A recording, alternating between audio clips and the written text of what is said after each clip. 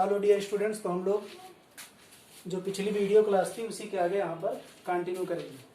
पिछले क्लास में हम लोगों केटीजी डिस्कस कर रहे थे और केटीजी में RMS speed, average speed, mean speed और ये सब और उनके आपस के रिलेशन, फिर उन पर कुछ क्वेश्चन भी किए गए थे। अब आज हम लोग देखेंगे कि प्रेशर का रिलेशन कैसे लिखा जाता है या काइनेटिक एनर्जी वगैरह कैसे हम लोग डिफाइन करते हैं। तो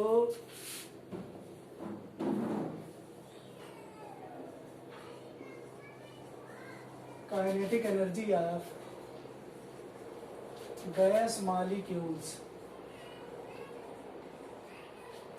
kinetic energy of gas molecules.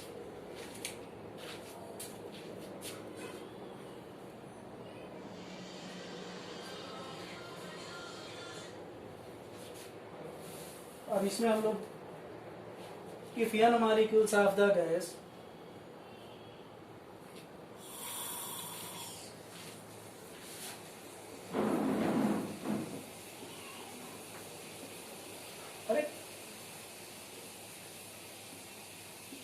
if n molecules of the gas each having mass m moves with RMS speed c, moves with RMS speed c in a container of volume b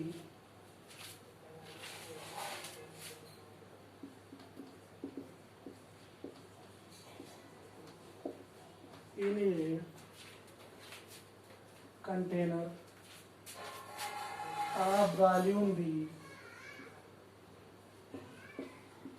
exerts a pressure of P, then we can derive a equation PV equals to 1/3, PV equals to 1/3 n m c square,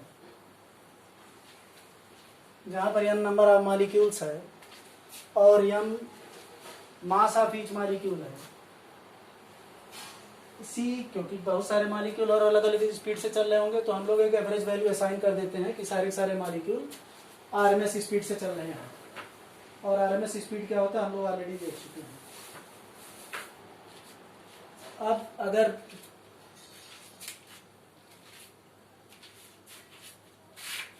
for 1 mole of gas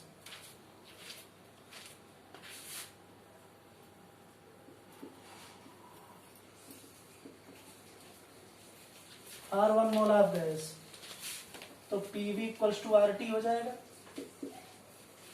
और N equals to Avogadro number हो जाएगा। For 1 mole of gas PV equals to RT हो जाएगा और N equals to Avogadro number हो जाएगा। तो इसमें वैल्यू रख देंगे। तो अगर हम लोग वैल्यू रख देंगे और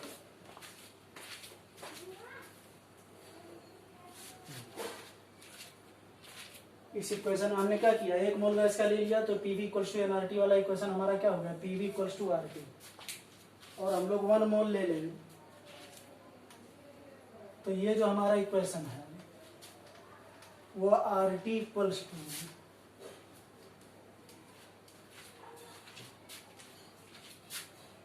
RT equals to 1/3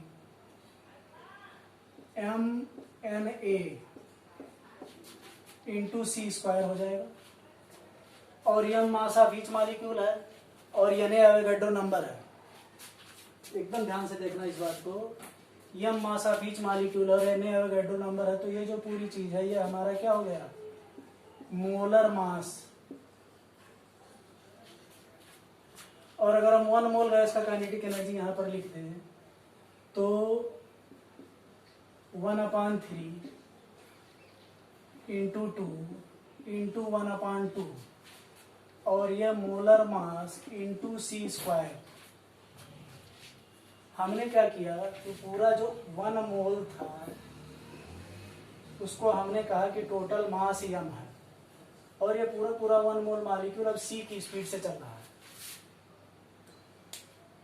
1/m into N A, m mass of 1 molecule था, n एवोगैड्रो नंबर के बराबर था। हमने कहा 1 मोल है तो PV equals to RT equation किस में कन्वर्ट हो गया? PV equals to nRT equation convert हो गया PV इक्वल्स टू RT में। अब ये हमारे पास ये मास ऑफ 1 मोल की काइनेटिक एनर्जी हो गई, तो RT equals to 2/3 into kinetic energy of 1 mole. ध्यान से देखना, kinetic energy of 1 mole molecules हो गया। तो अब अगर हम लोग डिफाइन करते हैं, इसको एक साइड में लेते हैं, तो kinetic energy of 1 mole gas molecules, ये आ जाएगा 3/2 RT। ये आ जाएगा 3/2 RT। एकदम इस बात पर रुकना है, एक एक लाइन को समझना है। RT equals to 1/3 NNC m n into C square आ गया। m क्या था? मास ऑफ 1 मॉलिक्यूल, और हमने कहा था कि 1 मोल मॉलिक्यूल है तो जो नंबर ऑफ मॉलिक्यूल्स था एवोगैड्रो नंबर के बराबर हो गया। अब ये 1 मोल का मास हो गया जो कि मोलर मास है, और हमने कहा कि अब वो जो गैस था जिसमें एवोगैड्रो नंबर के बराबर मॉलिक्यूल थे, सब अलग अलग स्पीड से चल रहे होंगे, लेकिन अब हमने उनको एक ऑब्जेक्ट मानकर एक यूनिफॉर्म रिप्रेजेंटेशन दे दिया। हमने कहा 1 मोल गैस है तो उसका मास m है, मतलब m मास का ऑब्जेक्ट c की स्पीड से चल रहा है, तो उसकी काइनेटिक एनर्जी कितनी आ गई? 1/3 2 इंटू 1/2। अब ये क्या हो गया? Kinetic energy of 1 mole of molecules, तो ये 3/2 RT आ गया।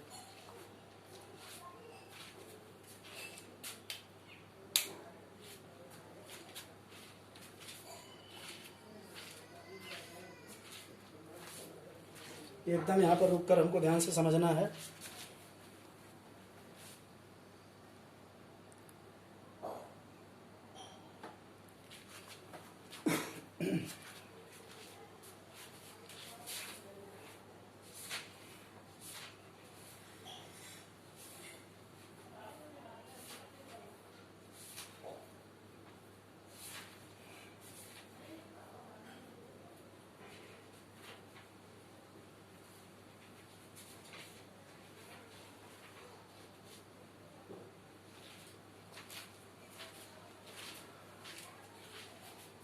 तो kinetic energy of 1 mole molecule हो गया, पर मोल average kinetic energy 3/2 RT।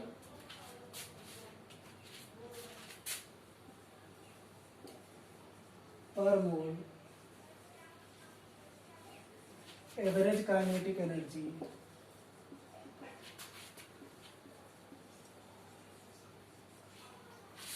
3/2 RT, और पर मॉलिक्यूल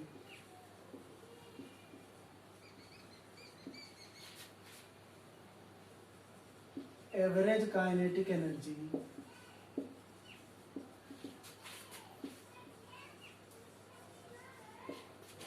तो 3/2 RT को हम लोग, क्योंकि 1 मोल का मतलब n मॉलिक्यूल, तो पर मॉलिक्यूल अगर कहा गया तो इसको n से डिवाइड कर देंगे, तो 3/2 R अपान एवोगैड्रो नंबर इंटू टी हो जाएगा।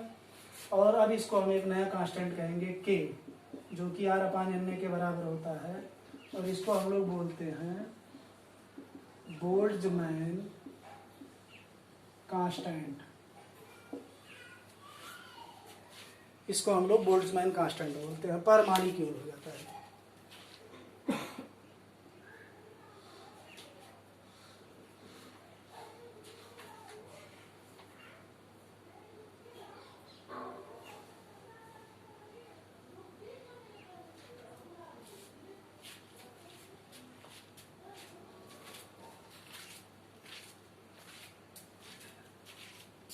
एक मोल की काइनेटिक एनर्जी 3/2 RT है, तो तो n मोल की काइनेटिक एनर्जी 3/2 nRT।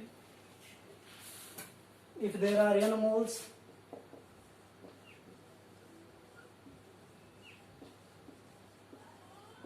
तो n मोल्स की काइनेटिक एनर्जी 3/2 nRT हो जाएगा।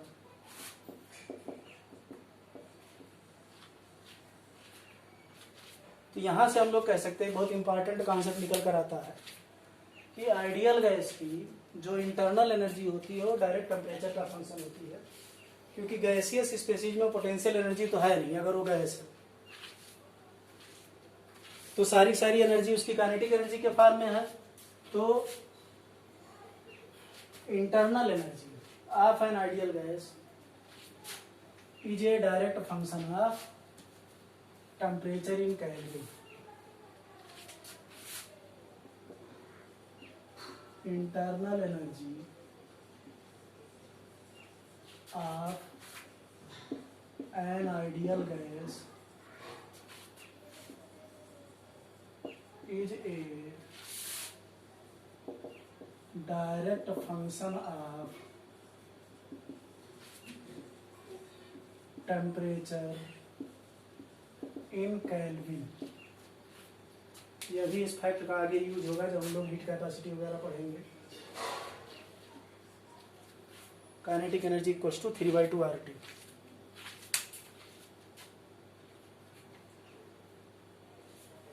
तो हम लोग इंटरनल एनर्जी वगैरह पर कुछ क्वेश्चन लगा लेते हैं।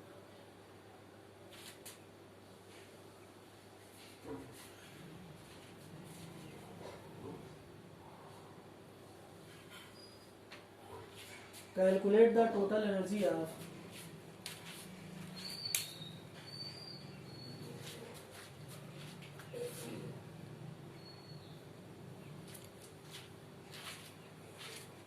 क्वेश्चन है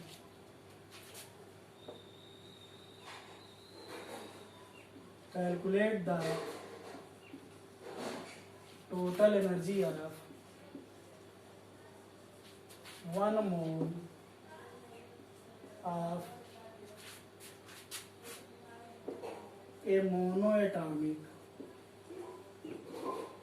ideal gas at 27 degree Celsius. तो बहुत आसान सा क्वेश्चन है।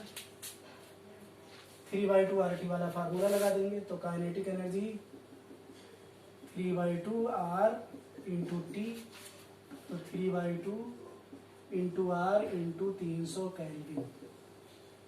27 का मतलब 273 हो गया 150, तो 450 R। अब R की जिस यूनिट में लेंगे उसी यूनिट में एनर्जी आ जाएगी। कैलोरी में भी हो जाती है, जूल में भी हो जाती है।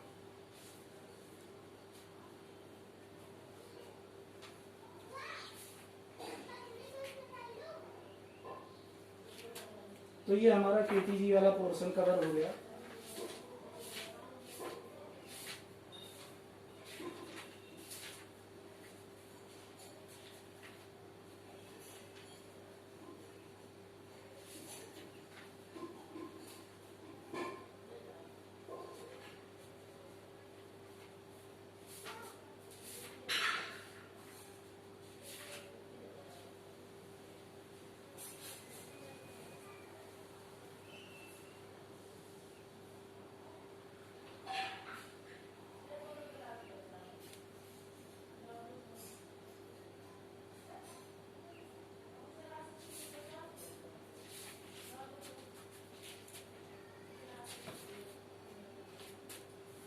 तो ये हम लोगों ने केटीजी कवर कर लिया, काइनेटिक थ्योरी ऑफ गैसेस। अब इसके बाद इस चैप्टर में रियल गैसेस स्टार्ट हो जाती हैं।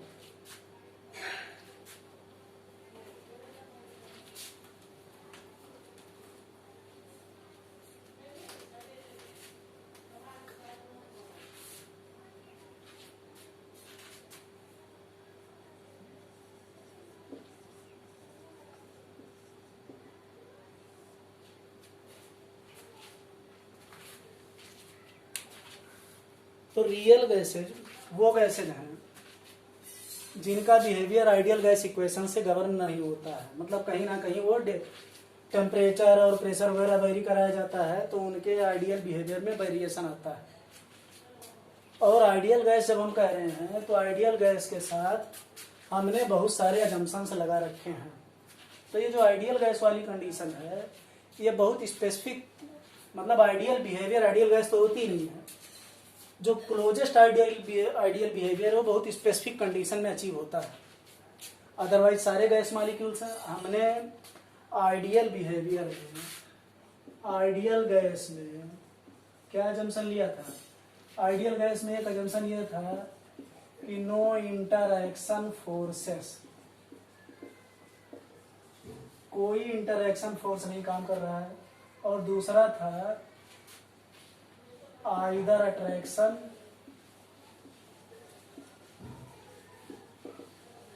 और repulsion, no interaction forces either attraction or repulsion exist between the